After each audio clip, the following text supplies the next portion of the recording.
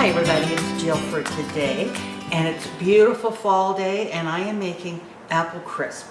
This is a recipe that I have had in my files for probably 40 years, and I pulled it out, and quite honestly, I don't remember the last time I made apple crisp. But there are so many beautiful apples now. In fact, when I used to make the recipe, it was pretty much you had Granny Smith or you had Red Delicious. And of course, we've gone so far over the top now with apple varieties. So today what I've used is a combination of Jonathan, which are just kind of John Gold is what they're called, but they're a red apple, Granny Smith, and then a couple of Honey Crisps. So I got a little tart thing happening, a little sweet thing happening, and I've not used John Golds before, so I don't know what they're like. Anyway, let's come down and we'll get started. Okay, now I have this nice big bowl. I'm going to tighten in here so you can see it a little bit better.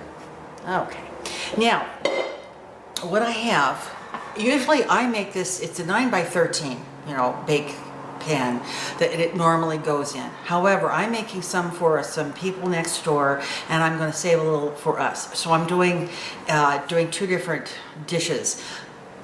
Coming to the point I was going to make is usually I put everything in that 9 by 13 and mix it up in there, so you save yourself a bowl. But because today I'm going to split it, I figured putting it in a bowl is probably the quickest and easiest way to do it.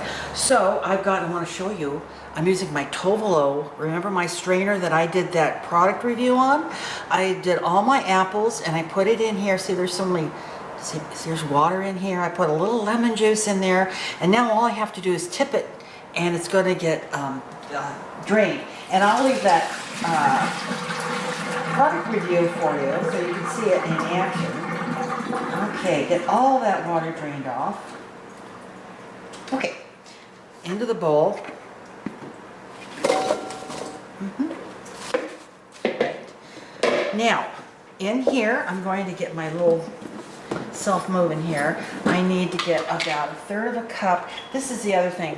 This recipe here, I've had to kind of rework because most of it's just, a little of this and a little of that, and I wanted to be sure I had some sort of instructions for you.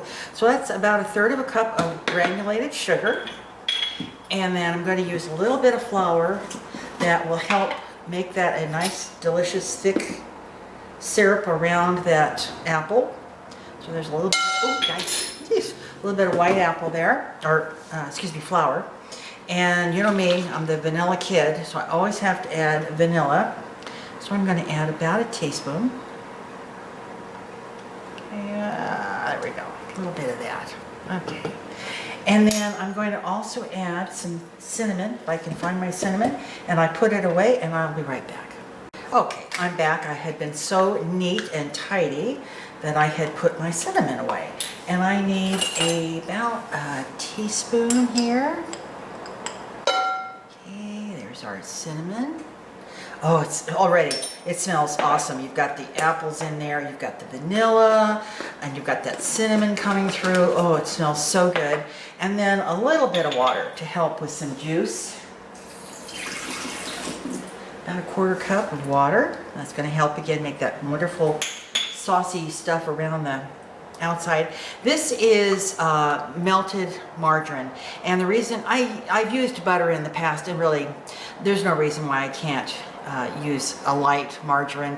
The kids next door cannot have any kind of dairy, so I had to switch out the listen to me, butter for the margarine. So we're just going to go ahead and put that in there and hope for the best. I'm not sure if it will be too wet, but we'll find out. And then in the past, I have always used raisins because at the time I used to make it, there was no such thing as dried cranberries. So I'm going to put in here about 1/3 of a cup of dried cranberries. Thought that'd be kind of festive. Okay. Now I'm going to wipe my hand off here. I'm going to give this a nice stir. And I'm a little concerned about that margarine being, those low-fat margarines, and that's what this is because that's what we use. The light margarines, it's based a lot on water. And I see, oh boy, You know, I think what I'm going to want to do here is I'm going to want to add a little bit more flour, and I need to grab that from my pantry, so I'll be right back. Okay, I did. I've just sprinkled in about another tablespoon of the flour, hoping that's going to bind it, because the low-fat margarine really is a different consistency. So we'll hope for the best, won't we? Okay, now I've got my 2 containers, and I've got the 8x8. That's for our neighbors, and then there should be enough for me to make a little pan just for us. Head now, and I'm going to try as best I can to get some of this juice and apples into this container here, this 8x8, and kind of, actually, you know, I'm looking at this thinking, yep, I am only going to have enough for this one pan. So guess what? We don't get any. I'll just have to make some more. All right, we're just going to go ahead and pour it in there. Yeah, that would have been kind of chintzy had I just put it all in, you know, half and half. So I'm happy with that. That'll be a nice dessert for them. All right. Kind of get those cranberries moved around a little bit so they're more sorted out, and every bite will have a little cranberry in it. Okay, I think, well, they're going to get a little, there. That seems more fair. All right. Oh yeah, that looks beautiful, doesn't it? Okay, so what I have in this bowl is the crumble part of it. And I have in here some old-fashioned oats, brown sugar, baking powder, a little salt, a little flour, and I think brown sugar, I said. That's it. And now I'm going to go ahead and pour a little bit more of this you know, vegetable shortening in here. And to be honest, I usually do this with my hands, so that's what I'm going to do, is get in here with my hands and mush this up. Make sure all those oats are coated, because as it bakes, it's going to get wonderful. It's going to get crispy and delicious.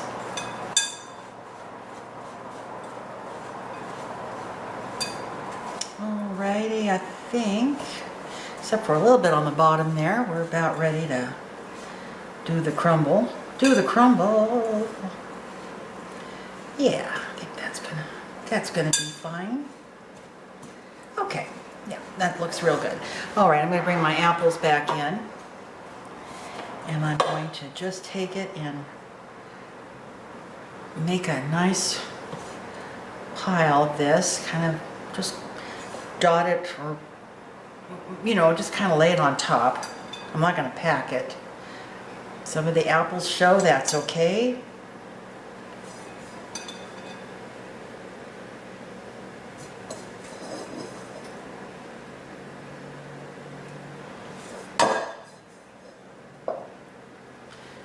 Right. And I'm going to give my hand there a really quick rinse. Hang on one second there, I'll be right back.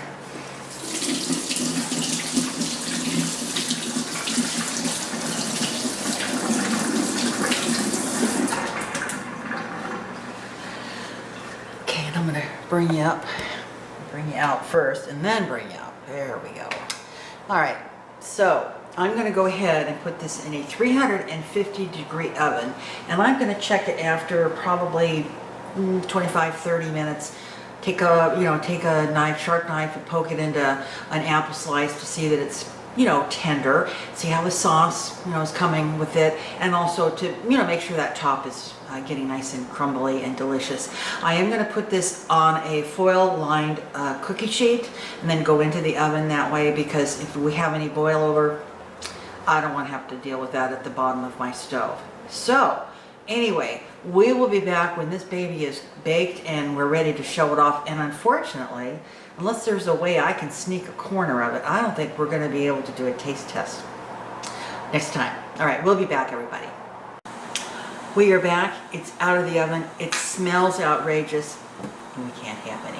But I'll bring you down and show you what it looks like. It's just amazing. And I'll give you some information about some final little things that I discovered here. I'm going to tighten you in there.